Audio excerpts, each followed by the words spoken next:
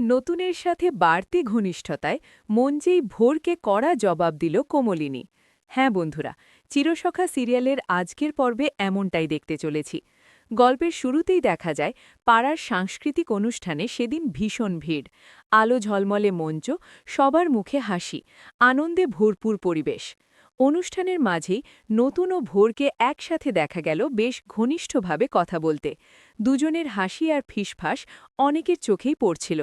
দর্শকদের ভেতর বসে থাকা কোমলিনীর চোখ এড়ায়নি সেই দৃশ্য।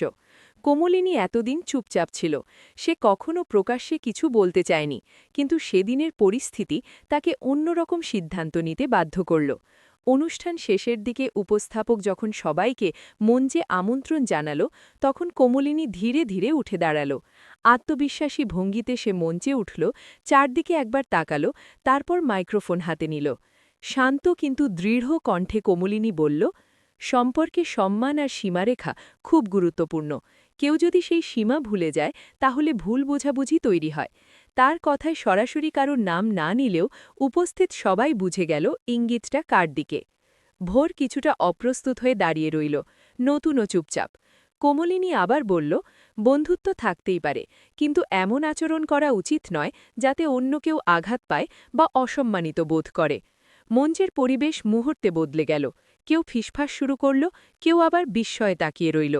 কোমলিনী আর কোনো তর্কে না গিয়ে মাইক্রোফোন রেখে দিল।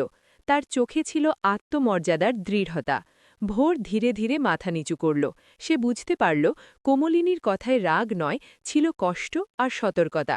নতুনও এগিয়ে এসে পরিস্থিতি সামলানোর চেষ্টা করল। সেদিনের সেই মঞ্চ শুধু একটি অনুষ্ঠানের সাক্ষী ছিল না, ছিল সম্পর্কের সীমারেখা মনে করিয়ে দেওয়ার এক স্পষ্ট মুহূর্তের সাক্ষী। কোমলিনীর কড়া জবাব হয়তো তর্ক বাড়ায়নি, কিন্তু সবাইকে ভাবতে বাধ্য করেছিল। আবার দেখা হবে পরের ভিডিওতে। এতক্ষণ ভালো থাকুন, আর ভিডিওটি দেখে ভালো লাগলে অবশ্যই চ্যানেলটি সাবস্ক্রাইব করতে ভুলবেন না।